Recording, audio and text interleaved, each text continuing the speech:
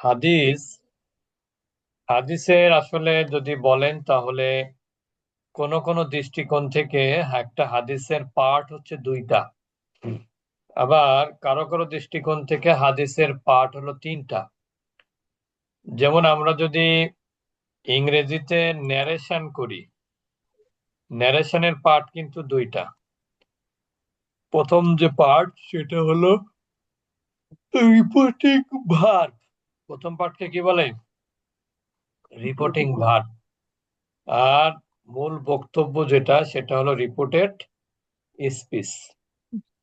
তা হাদিসের এরকম দুইটা পার্ট আছে। যেটাকে আমরা রিপোর্টিং ভার্ব বলি, সেটাকে আপনার হাদিসের পরিভাষায় বলা হয় সানাদ। সেটাকে কি বলা হয়? সনদ। সানাদ। সানাদ বলা হয় বা আরবিতে, কিন্তু আমরা সনদ বলেই বেশি চিনি। সনদ বাংলায় বলে, কিন্তু আসলে উচ্চারণটা হবে সানাদ। তা হাদিস নিয়ে পড়তে গেলে সর্বপ্রথম যে বিষয়টা আপনাকে জানতে হবে সেটা হলো সনদ কাকে বলে। সনদ হলো মূলত, এক কথা যদি বলতে হয় তাহলে, বর্ণনার যে ধারাবাহিকতা। অর্থাৎ যারা বর্ণনাকারী হাদিসে তাদেরকে বলা হয় রাবি। যারা হাদিসের বর্ণনাকারী তাদেরকে কি বলা হয়? রাবি। রাবি বলা হয়। রাবি। এই জন্য আমরা অনেক সময় একটা পরিভাষা ব্যবহার করি, সেটা হলো হাদিস রেওয়ায়েত করেছেন অমুক। হাদিস অমুক রেওয়ায়েত করেছেন। তাহলে যিনি রেওয়ায়েত করেছেন তিনি হলেন রাবি। যিনি রেওয়ায়েত করেছেন তিনি হলেন কি? রাবি। রাবি। সুতরাং সনদ হচ্ছে রাবিদের যে চেইন, সিলসিলা। অর্থাৎ একটা হাদিসের সনদ কিন্তু রাসূলুল্লাহ সাল্লাল্লাহু আলাইহি ওয়াসাল্লাম থেকে সাল্লাল্লাহু যে আলাইহি গ্রন্থে যিনি হাদিসটা নিয়েছেন তার পর্যন্ত যে ধারাবাহিকতা, এটাকে বলা হয় সনদ। যেমন আপনি যদি মুসলিম শরীফের হাদিস পড়েন, তাহলে শুরু হবে কার থেকে? রসুল থেকে নিয়ে ইমাম মুসলিম রহমতুল্লাহ আলাইহি পর্যন্ত। বুঝেছেন? যেমন আপনারা, আমাদের এখানে আজকে ক্লাসে হয়তো বা নাই, আমাদের ফাতেমা সিদ্দিকা আপা, আয়েশা সিদ্দিকা আপা, ওনাদের বাবা ছিলেন হচ্ছে একজন হাদিস বেশারদ। উনি হচ্ছেন আপনার কি বলে, ফুরফুরা মুরিদ। আর এইদিকে হলো ওই সারসিনা, সারসিনা মাদ্রাসার উনি মুহাদ্দিস ছিলেন। উনি কিন্তু বাংলাদেশি ছিলেন না, উনি সম্ভবত তুর্কি থেকে পাকিস্তান এরকম আর কি। পরে বাংলাদেশের ওলামায়ে, বাংলাদেশের যে অন্য, তখন সিস্টেম ছিল ভিন্ন। বড় বড় আলেমদেরকে বিভিন্ন জায়গায় পাঠানো হতো এলেম দেয়া, মানে শিক্ষা দেওয়ার জন্য। যেমন আপনারা হয়তো বা জানেন, যারা মাদানি, আজ থেকে যারা 15-20 বছর আগে মাদানি মদিনা থেকে পাশ করেছে, তাদের কিন্তু বেতন ওই ওখান থেকে একটা প্রতিষ্ঠানে দিয়ে দিত খেদমত করার জন্য। আর ওইখান থেকে তারা কিন্তু বেতন পেত। এরকম অনেক মাদানি কিন্তু বাংলাদেশে এখন আছে ওই সময়কার। কিন্তু বর্তমান যারা মদিনা থেকে পাশ করে আসে তাদেরকে আর ওই সিস্টেমে তারা নেয়নি। পুরাতনরা এই সিস্টেমে ছিল। যা আমি খুলনা আলিয়ায় পড়েছি, সেখানে একজন মাদানি হুজুর ছিলেন। উনি আমাদের এই টিচারদের থেকে অনেক বেশি বেশি বেতন পেতেন সৌদি থেকে। বাংলাদেশ থেকে তার কোনো বেতন ছিল না। তা এই যে যিনি বর্ণনাটা করলেন, এটাই হচ্ছে বর্ণনা পরম্পরা। এই যে আমি কথাগুলো বললাম, এই যে এর মাঝখানে যারা যারা আছে, এই এই সবাইকে মিলে এটাকে বলা হয় সানাদ বা চেইন, চেইন অফ ডেসক্রিপশন আমরা যেটাকে বলি, যাদের মাধ্যমে হাদিসটা রাসূলুল্লাহ সাল্লাল্লাহু আলাইহি সাল্লাম থেকে সাল্লাম। বর্ণিত হয়েছে। এই যে সিলসিলা, এর শেষ প্রান্তে থাকে কোন মাশহুর হাফেজে হাদিস। কোন মাশহুর হাফেজে হাদিস। হাদিসের হাফেজ কাকে বলা হয় জানেন? কোরআন তো ফুল কোরআন মুখস্থ করলে হাফেজ হয়ে গেল। তাহলে হাদিসের যে হাফেজ, হাদিসের হাফেজ কাকে বলা হয়? মুফতি বোধহয় না ওস্তাদ? যারা হাদিস মুখস্থ করেন, হিফজ করেন। হ্যাঁ, তাদেরকে কি বলে, মুফতি নাকি? না না না, মুফতি না। কিন্তু হাদিসের যারা হাফেজ তারা হচ্ছে 1 লক্ষ বা তার বেশি হাদিস যারা সনদ সহ মুখস্থ করেছেন, সনদ সহ। হুম। হাদিস মুখস্থ করা কিন্তু কঠিন না, বেশি কঠিন না, কিন্তু সনদ সহ মুখস্থ করা কিন্তু কঠিন আছে। মনে করেন কোন হাদিস রাসূলুল্লাহ সাল্লাল্লাহু আলাইহি সাল্লাম থেকে কোন পর্যন্ত কে কে বর্ণনা করেছে, এটা মনে রাখাটা কিন্তু যেনতেন বিষয় না। তো এই যে মানে হাদিসের যারা হাফিজ, যেমন ইমাম মুসলিম রহমতুল্লাহ আলাইহি সহ যারা হাদিসের হাফিজ ছিলেন, ইমাম মালিক, ইমাম বুখারী, ইনাদের পর্যন্ত যে বর্ণনার পর ধারাবাহিকতা, বর্ণনাকারীর যে ধারাবাহিকতা, এটাকে বলা হয় সনদ। এটাকে কি বলা হয়? সনদ। সনদ। তাহলে হাদিসের হাফেজদের কি থাকে? 1 লক্ষ হাদিস সনদ সহ মাতান মুখস্থ যারা করে তারাই হলো কি হাদিসে হাফিজ। এটা বিশারদ। হলো সনদ। এবার এই যে কোন হাদিসকে তার বক্তা অর্থাৎ রাবীর সাথে যুক্ত করা হয় যাদের সাথে, এটাকে বলে ইসনাদ। ওই সনদ আর ইসনাদ একই জিনিস। যেমন মনে করেন যে আমি একটা কথা বললাম, একুএস এর রেফারেন্স ব্যবহার করলাম, তাহলে আমি একুএস এ চাকরি করার সুবাদে আমি কিছু জেনেছি, আমি শুনেছি কামরুল স্যারের কাছ থেকে, কামরুল স্যার তো আরেকজনের কাছ থেকে। এই যে বর্ণনার যে পরম্পরা, ধারাবাহিকতা বর্ণনাকারীর, এটাকেও ইসনাদ বলা হয়। এটাকে কি বলা হয়? একজনের সাথে আরেকজনকে যুক্ত করাকে কি বলা হয়? ইসনাদ। যেমন আমি বললাম যে আমি শুনেছি কামরুল স্যারের কাছ থেকে, কামরুল স্যার বলল আমি শুনেছি মেজর জেনারেল কি যেন নাম আমাদের, কি যেন নাম, শওকত জাহান কি যেন নাম। তো এরকম উনি বললেন যে আমি শুনেছি আরেকজনের কাছ থেকে। এই যে একজনের সাথে আরেকজনকে যুক্ত করে দেয়া, এটাকে বলা হয় কি? ইসনাদ। এটাকে ইসনাদ বলে থাকে।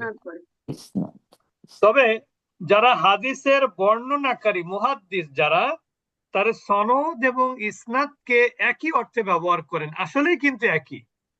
কারণ এই যে বর্ণনা পরম্পরাকে যদি সনদ বলা হয়, তাহলে এই যে একজনের সাথে আরেকজনের যে সম্পর্ক বর্ণনা কেন্দ্রিক, এটাকে ইসনাদ বলা হয়। তো ঘটনা তো একই। এরপরে আসি আমরা মাতান। আরবিতে আসলে উচ্চারণ হওয়া উচিত মাতান, কিন্তু আমরা উচ্চারণ করি মতন। আসলে মতনটা কোনো ভাষাতেই যায় না, না আরবি হলো, না ইংরেজি হলো, না বাংলা হলো, কোনোটাই যায় না মতন শব্দটা। আসলে শব্দ বলতে কি হয়? এটা মাতান হয় বা মতন। তো সুতরাং মতন হচ্ছে হাদিসের যে মূল বক্তব্য, হাদিসের যে মূল বক্তব্য তাকে কি বলা হয়? মতন বলা হয়। এখন দেখেন, হাদিসের একটা হাদিস কতটুকু বিশুদ্ধ, এটা নির্ভর করে সনদ এবং মাতানের উপরে। যেমন মনে করেন আমার কাছে ক্লাস করেনি, যার সাথে আমার কখনো অনলাইনে অফলাইনে কখনো সাক্ষাৎ হয়নি, এরকম একজন ব্যক্তি যদি আমার রেফারেন্স ব্যবহার করে, তাহলে এটা কি যৌক্তিক হবে? জি না। না। তার মানে এই যে আমার রেফারেন্স ব্যবহার করলো, এটা কিন্তু সনদ, সনদ বলে, মানে বুঝতে পেরেছেন? সনদ বলে। তা অথচ এখানে আমি, আপনারা ধরবেন কিভাবে যে এই লোকটার সাথে আমার কখনো সাক্ষাৎ হয়েছে কিনা অনলাইন ক্লাসে বা অফলাইনে? তো যখন দেখতে পাবেন যে তার সাথে আমার সাক্ষাৎ হয়নি, অথচ সে আমার নাম ব্যবহার করতেছে, তাহলে এটার মধ্যে কি হবে? এই হাদিসটা কোনোভাবেই সহিহ হবে না, গ্রহণযোগ্য হবে না। এই জন্য সনদ এবং মতন হাদিসের গ্রহণযোগ্যতা, মানে গ্রহণযোগ্য হওয়ার বিবেচনায় এই দুইটা অনেক গুরুত্বপূর্ণ। এই জন্য সনদ হচ্ছে মুসলিম উম্মার জন্য একটা অনন্য বৈশিষ্ট্য। সনদ যদি ঠিক হয়, তাহলে মতনের মধ্যে ভুল কম থাকার সম্ভাবনা কম। আর সনদ যদি ভুল হয়, তাহলে মতনের মধ্যেও ভুল থাকার সম্ভাবনা আছে।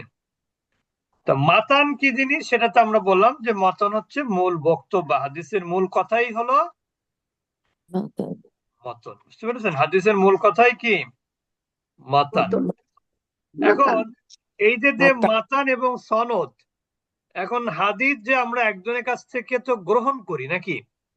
যেমন জি অনেক সময় দেখা যায় না যে মনে করেন যে কামরুন নাহার আপা বলল কি, আমি তো আমেরিকায় থাকি, তা আসলে বাংলাদেশে কে যে ভালো মানুষ কে যে খারাপ মানুষ এটা তো বোঝা বড় কঠিন, এটা আমি বুঝতে পারি না। কামরুন নাহার আপা বললেন, বলার পরে একজনের রেফারেন্স একজন রেফারেন্স ব্যবহার করে আরেকজন বলল কোনো একটা কথা, ওনার মনের মধ্যে কিন্তু একটা সন্দেহ থাকবে যে ওই লোকটা তো আসলে সঠিক কথা বলার কথা না, সে তো আসলে ভালো লোক না।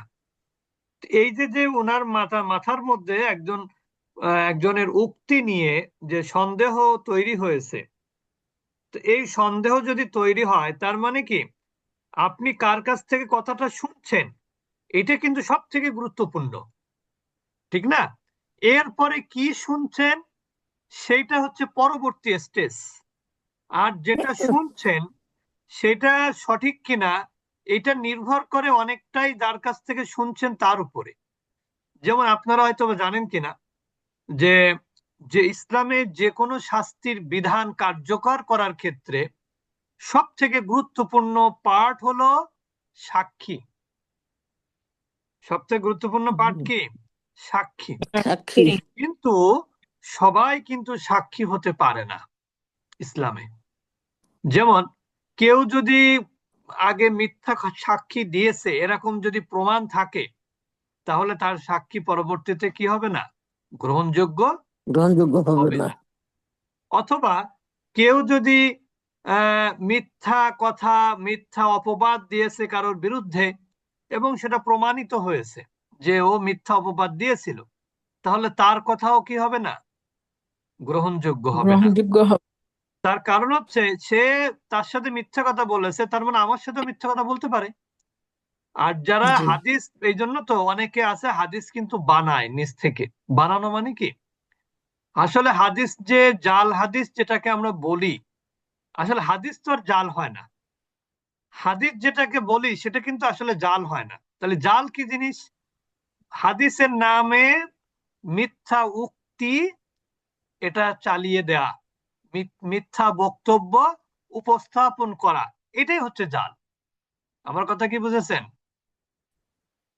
যেটা হাদিস আপনি বলবেন সেটা তো জাল হুম, হবে না। কিন্তু জাল কি হবে তাহলে? যেটা হাদিসে নাই। বরং আপনি অনেক সময় যে জাল হাদিসের প্রচলন হয়েছিল কিভাবে জানেন? রাজা বাদশাদের মাধ্যমে। রাজা বাদশাদের মাধ্যমে বলতে এমনিতে আমরা কিন্তু সবাই কি করি, কারোর কাছে কোনো স্বার্থ থাকলে আমরা তাকে একটু বেশি কি করি, বেশি মূল্যায়ন করি না? জি এবং অনেক ক্ষেত্রে আমরা কি করি, তাকে আমাদের যে গ্রামের পরিভাষায় যেটাকে বলে, যেটা আমরা তাকে অনেক পাম দেই, ঠিক না? বলি যে রাজা মহোদয় খুব ভালো, চেয়ারম্যান মহোদয় খুব ভালো, এমপি মহোদয় খুব ভালো, সে আমাদেরকে দেখভাল করে। হ্যাঁ, কিন্তু আসলে কিছু করে না। এগুলো বলার উদ্দেশ্য কি থাকে? বলার উদ্দেশ্য থাকে তার সুনজর পাওয়ার জন্য, ঠিক না? রাজা মহোদয়ের জন্য আমার দিকে সুনজরে তাকায় আর কি, মানে আমার যে কোনো সমস্যা যেন সে দেখভাল করে। এই জন্য ওই সময় রাজা বাদশাদের যুগে বিশেষ করে তখন কি হতো জানেন? এই মনে করেন যে তার যারা শিষ্য আছে তারা গিয়ে বলতো যে রাজা মহোদয়, বাদশাহ মহোদয়, আল্লাহ রসুল কিন্তু এই যে আপনি যেভাবে বসে আছেন না, এটা আল্লাহ রসুলকে খুবই পছন্দনীয় ছিল এভাবে বসাটা। হ্যাঁ, আল্লাহ রসুল এভাবেই বসতেন। এখন ওই লোক তো চিন্তা করবে, বাবা ভালোই তো, আমি তো তাহলে তো এই এই লোকটা তো সবকিছু জানে। হ্যাঁ, আল্লাহ রসুল এরকম বসতেন এটা তো আমি জানতাম না। এখন সেও কি বলবে, আস্তে আস্তে সব জায়গায় যখন যাবে কোথাও সে কিন্তু ওইভাবে স্টাইলে বসবে। আর যারা তার শ্রোতা আছে তাদেরকে কি বলবে বলেন তো, যে আমাদের প্রিয় নবী হযরত মুহাম্মদ মুস্তাফা সাল্লাল্লাহু আলাইহি সাল্লাম এভাবে বসতেন। তাহলে এটা কি মিথ্যা হয়ে গেল না? হুম, এটা কিন্তু হাদিস না, এটাকে আমরা জাল বলি। এটাই হলো কি জাল। আবার দেখা যাচ্ছে কি, মনে করেন আল্লাহ রসুলকে দেখেনি, কে দেখেনি বলেন তো আল্লাহ রসুলকে? আমরা দেখি নাই। আমরা তো অনেক পরের কথা। তাবি তাবিরা দেখে নাই, তাবিরা কিন্তু আল্লাহ সাবিরা তো রসুলকে দেখে, দেখেনি। তাবিরা দেখে নাই, তাবিরা দেখেছেন, কিন্তু তাবিরা তাবিরা দেখেনি। দেখেন নাই। এখন তাবি বলতেছে যে আমি আল্লাহ রসুলের কাছ থেকে শুনেছি। এখন বলেন, যে তার সাথে সাক্ষাৎই হয়নি সে কিভাবে এটা বুঝবে যে আমি আল্লাহ রসুলের কাছে শুনেছি? কথা বলতে পারে? সে কখনোই পারে না। আল্লাহ রসুল যখন ছিল তার তো তখন জন্ম হয়েছে মাত্র, এরকম হতে পারে। হ্যাঁ, হয়তো বা সে কোনো কিছু বুঝতো না বা জন্ম হয়নি। এরাই তো তাবি। তাবি কারা? যারা আল্লাহ রসুলের সাহাবীদেরকে দেখেছেন ইমান অবস্থায়, তারাই তাবি। আর এর পরবর্তী অবস্থান হচ্ছে তাবে তাবেঈ। গ্যাস নাই তাই রান্না করতেছে। বুঝতে পেরেছেন এবার? শেষ হয়ে গেছে মনে হয়, রান্না করতে যেয়ে শেষ হয়ে গেছে।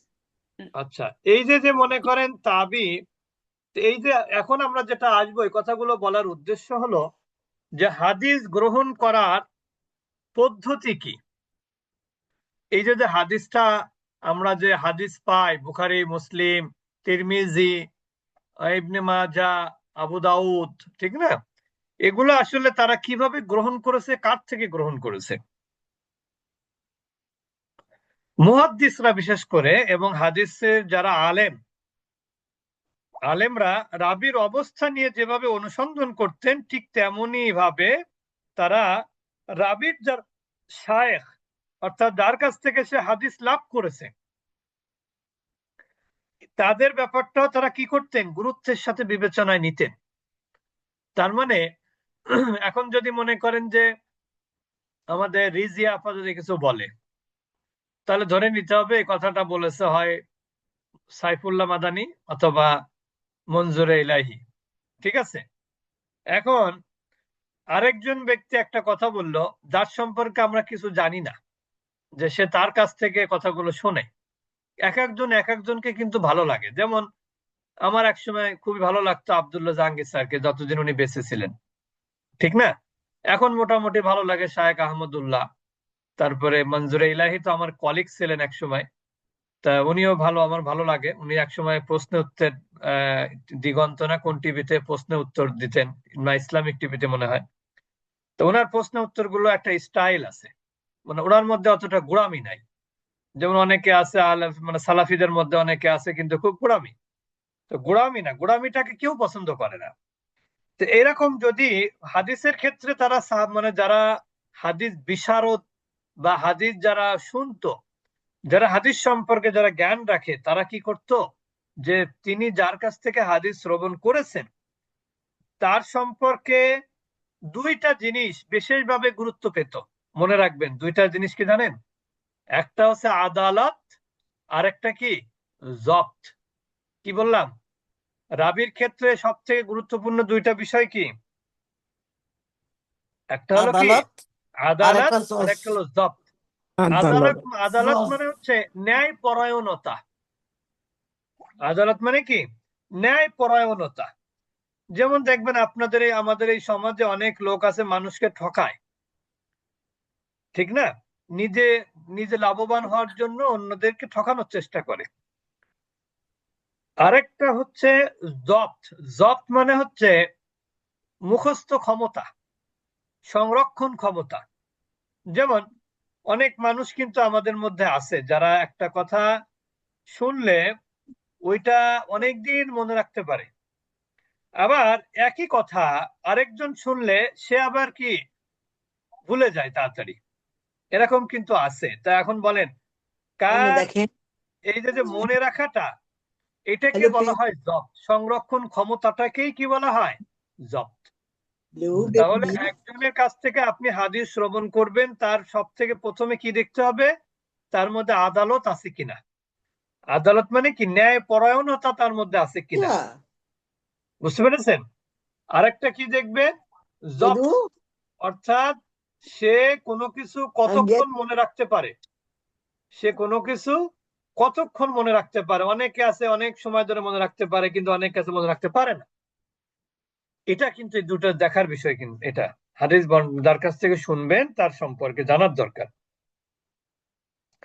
তো এই যে যে হাদিস গ্রহণ করা বা লাভ করা এর বিভিন্ন রকমের পদ্ধতি আছে।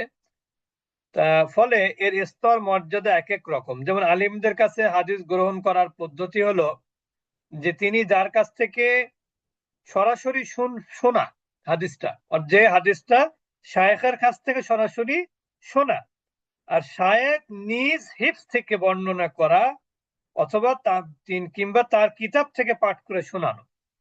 তার মানে দেখেন, এক হচ্ছে শায়েখের কাছ থেকে শোনা, আমার কাছ থেকে না, মনে করেন যারা হাদিস পড়ায় তাদের কাছ থেকে শোনা, এবং শায়েখ নিজ হিফজ থেকে বর্ণনা করবেন, অথবা তিনি তার বই থেকে বর্ণনা করবেন। হিফজ থেকেও মুখস্থ বর্ণনা করতে পারেন, অথবা বই থেকেও বর্ণনা করতে পারেন।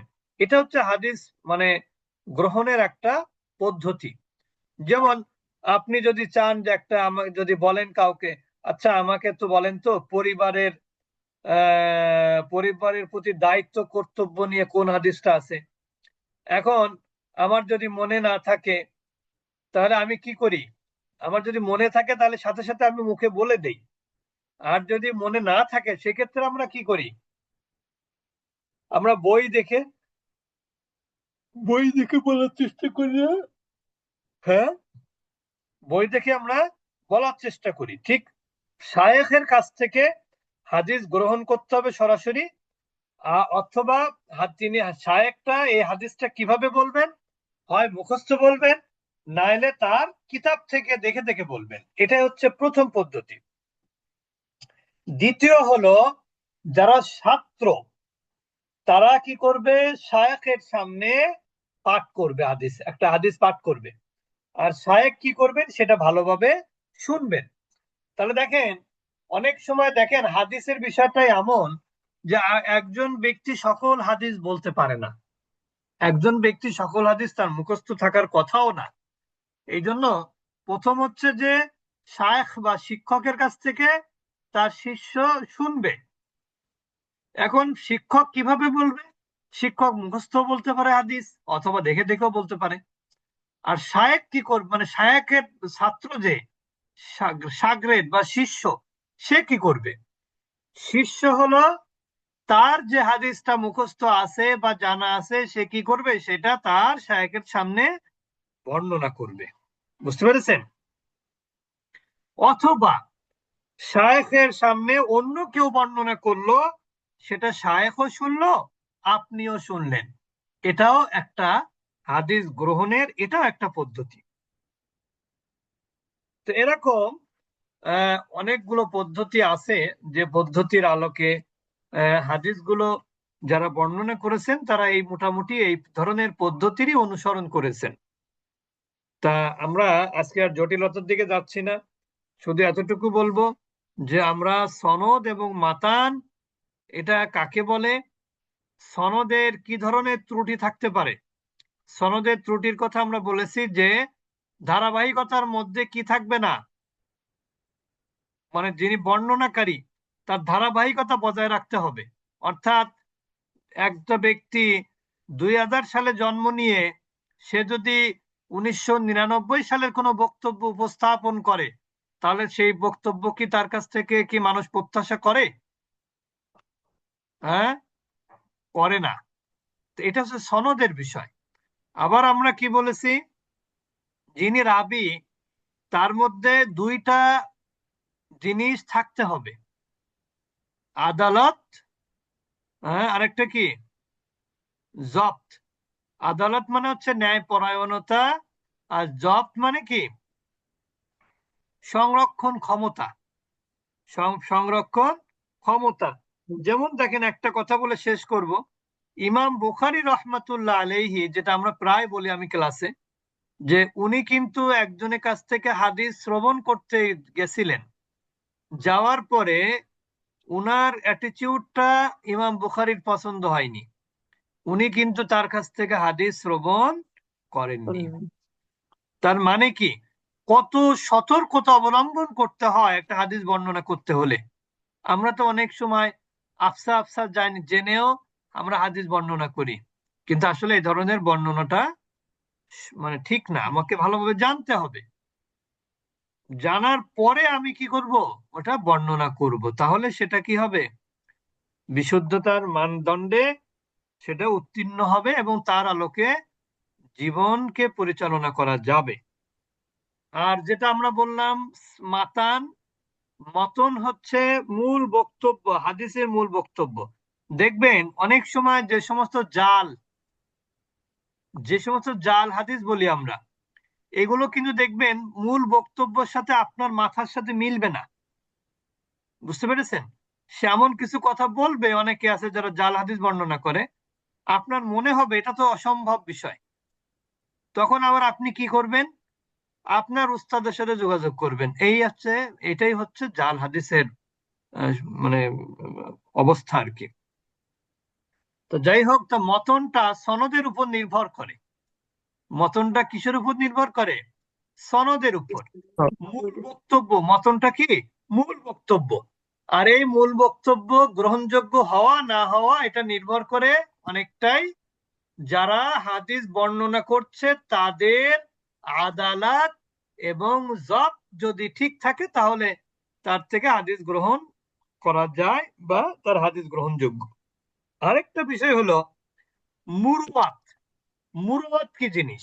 মুরওয়াত হচ্ছে যারা হাদিস বর্ণনাকারী, কিছু কিছু বিষয় আছে যেগুলো মানে চক্ষুশূল, যেগুলো মানুষ দেখতে চায় না, যেগুলো মানুষ আপনার কাছে প্রত্যাশা করে না। যেমন এখন মনে করেন যে আমি যদি এখন রাস্তায় একটা আইসক্রিম কিনে হাঁটতে হাঁটতে খেতে খেতে যাই, তো এটা যারা মোটামুটি দিনের উপর আহ, নিজের জীবনকে পরিচালনা করে, দিনকে মানে অনুসরণ করে, তারা কিন্তু এই জিনিসটাকে কি ভালোভাবে নিবে? জি না। তারা বলবে কি, দাড়ি টুপিওয়ালা মানুষ হেঁটে হেঁটে খাচ্ছে আইসক্রিম, উচিত কি ছিল? হ্যাঁ, বসে বসে কোনো জায়গায় খাওয়া। তা যারা হাদিস সংগ্রহ করতেন তাদের মধ্যে কিন্তু এই সতর্কতাটা ছিল।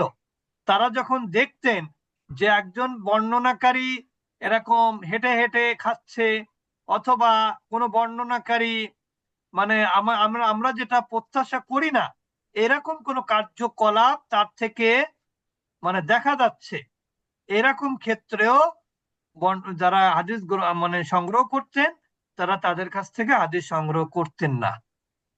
বুঝতে পেরেছেন? অনেক সময় দেখবেন যে ওকে, আমাদের এটাকে মধ্যে, দৃষ্টিকটু বলে, তাই না? হ্যাঁ হ্যাঁ, দৃষ্টিকটু। দৃষ্টিকটু। যেমন অনেকে দেখবেন আমাদের মধ্যে অনেক মানুষও আছে দাঁড়িয়ে দাঁড়িয়ে পানি খায়। অনেক মানুষ আছে যারা দেখবেন বাদাম কিনে, তারা আবার দাড়ি টুপিওয়ালা মানুষও আছে, মানে বাদাম কিনে আপনার হাটে আর বাদাম খেতে খেতে হাটে। বুঝতে পেরেছেন? এটাও কিন্তু যারা হাদিস বর্ণনাকারী তাদের থেকে এই ধরনের আচরণও কি হতো না, গ্রহণযোগ্য হতো না। তা এই এত সতর্কতা অবলম্বন করেই কিন্তু যারা হাদিস বর্ণনাকারী তারা এই সতর্কতা অবলম্বন করেই হাদিস বর্ণনা করেছেন। সুতরাং যে কোনো হাদিসকে আমরা জাল বলতে পারি না। আর জাল বলে কোনো হাদিস নাই, জাল তো জালই। আল্লাহ রসুল থেকে যেটা সঠিক পদ্ধতিতে আসছে এরকম কোনো হাদিসই জাল না। জাল হচ্ছে পরবর্তী যুগে, তাবিদের পরবর্তী যুগে মানুষ কি করেছে, রাজা বাদশাদেরকে খুশি করার জন্য রসুলের নামে জাল হাদিস বানিয়েছে। এই জন্য রসুল সাল্লাল্লাহু আলাইহি সাল্লাম কিন্তু ইন্তেকালের আগেই তাদের ব্যাপারে সতর্ক বাণী দিয়েছেন। কি দিয়েছেন জানেন? মান কাযাবা আলাইয়া মুতাআম্মিদান ফালইয়াতাবাওয়া মাকআদাহু মিনান নার। যে আমার ব্যাপারে মিথ্যা কথা বলে সে তার ঠিকানা কোথায় করে নিবে? জাহান্নাম। জাহান্নামে। অর্থাৎ আপনি রসুলের নামে মিথ্যা কথা বলে হাদিস বলবেন আর আল্লাহ তাআলা আপনাকে ছেড়ে দিবেন, এই চিন্তা একেবারেই অমূলক। তা আল্লাহ তাআলা আমাদের সবাইকে তৌফিক দান করেন, আমরা যেন আমিন। উলুমুল হাদিসের জ্ঞান অর্জন করে। আরেকটা জিনিস এখানে অ্যাড না করলে আপনারা একটু এই বুঝতে অসুবিধা হবে। দেখেন আমরা যেটা বললাম, ওই একটু আগে বললাম যে একজন মানুষ হাদিসটা বর্ণনা করেছেন কয় সালে? 2 সালে, কথার কথা। কিন্তু যে বর্ণনা করতেছে হ্যাঁ, সে আবার কি বলছে যে আমি হাদিসটা শুনেছি 1999 সালে। এইটা হচ্ছে সব থেকে হাদিসের বড় ত্রুটি, বুঝতে পেরেছেন? অর্থাৎ যে 2 সালে ইমাম বুখারীকে দেখিনি, যে আবু সাইদ খুদরিকে দেখিনি, এরকম লোক যদি বলে আমি আবু সাইদ খুদরি থেকে শুনেছি, তাহলে এটা গ্রহণযোগ্য হবে? না। জি না। এখন আপনি প্রশ্ন করতে পারেন আমি বুঝবো কিভাবে তাকে দেখেনি? আপনি দেখবেন প্রত্যেকটা রাবীর পাশে, নামের পাশে মৃত্যু সন দেয়া থাকে, অথবা রাবীদের যে জীবনী নিয়ে গ্রন্থ আছে, এটাকে বলা হয় আসমাউর রিজাল। এই গ্রন্থটা হচ্ছে মনে হয় 24 খণ্ড। আমি যখন এমফিল পিএইচডি করেছি তখন কিন্তু আমি এরকম এই সমস্ত বড় বড় গ্রন্থ নিয়ে কাজ করতে হয়েছে আমাকে। আমি মাঝে মাঝে চলে যেতাম হলো ইসলামী ফাউন্ডেশনের, কিন্তু একটা লাইব্রেরি আছে, বড় লাইব্রেরি। ওখানে আরবি বই টই সব কিছু পাওয়া যায়। ইসলামী সরি, ইসলাম ফাউন্ডেশন না, মানে ইসলাম ফাউন্ডেশন লাইব্রেরি, কিন্তু এটা হচ্ছে বাইতুল মুকাররমের ঠিক আপনার পূর্ব দিকে, পূর্ব গেট আছে যেখানে, ওই গেটের দেখবেন যে বাম দিকেই ইসলাম ফাউন্ডেশনের নিজস্ব লাইব্রেরি আছে। মানে বিক্রি না, ওইটা হচ্ছে মাকতাবা বলে যেটাকে আমরা বলি, মানে গ্রন্থাগার, মানে যেখানে গিয়ে পড়াশোনা করা যায়, বইপত্র মানে আনা যায় না সম্ভবত। তো এখানে আমি ওরকম গিয়ে গিয়ে কখনো ফটোকপি করতাম বই নিয়ে এসে। তো এরকম আর কি, বই নিয়ে এসে মানে ওখান থেকে অনুমতি নিয়ে পাশের ফটোকপির দোকান থেকে ফটোকপি করা যেত। তো এই যে এই ধরনের আহ এইগুলো খেয়াল করতে হবে যে তার মৃত্যু সান কত। জন্ম সন দেখে লাভ নাই, হ্যাঁ, মৃত্যু সন দেখতে হবে। জন্ম সন থেকে লাভ আছে, কেমন লাভ আছে? যে তার জন্মই তো হয়নি, যে যে যখন মারা গেছে, মানে যার থেকে সে হাদিস শুনেছে এরকম কথা বলছে, তার তখন জন্মই হয়নি। তো এই ধরনের বিষয়গুলো খেয়াল করতে এইভাবে, যে রাবির বর্ণনা, জন্ম কত সালে, মৃত্যু কত সালে, এইগুলো এগুলো আমাদের এত সময় লাগে না, কারণ এখন হাদিসগুলোকে সবাই তাহাকিক করে ফেলেছে, যে কোন হাদিস সহি, কোন হাদিস হাসান, কোন হাদিস দঈফ। এগুলো কিন্তু হাদিসে এখন লেখাই থাকে ফুটনোটে, যে হাযা হাদিসুন হাসানুন, হাযা হাদিসুন সহিহুন। এরকম হাদিসের শেষে এখন যারা তাহাকিক করেছেন তারা লিখে দেন, যার জন্য আমার আপনাকে এত পরিশ্রম করা লাগে না, কিন্তু তারপরেও আমাকে আপনাকে জেনে রাখা ভালো। তো যাই হোক, আল্লাহ তাআলা আমাদেরকে তৌফিক দান করেন আগামী ক্লাসে উপস্থিত থাকার। আর ওস্তাদজি, এ, আস আস বইটার নাম কি বললেন? আসমাউল? আসমাউর রিজাল, সব আরবি, আরবি ভিতরে সব আরবি। ও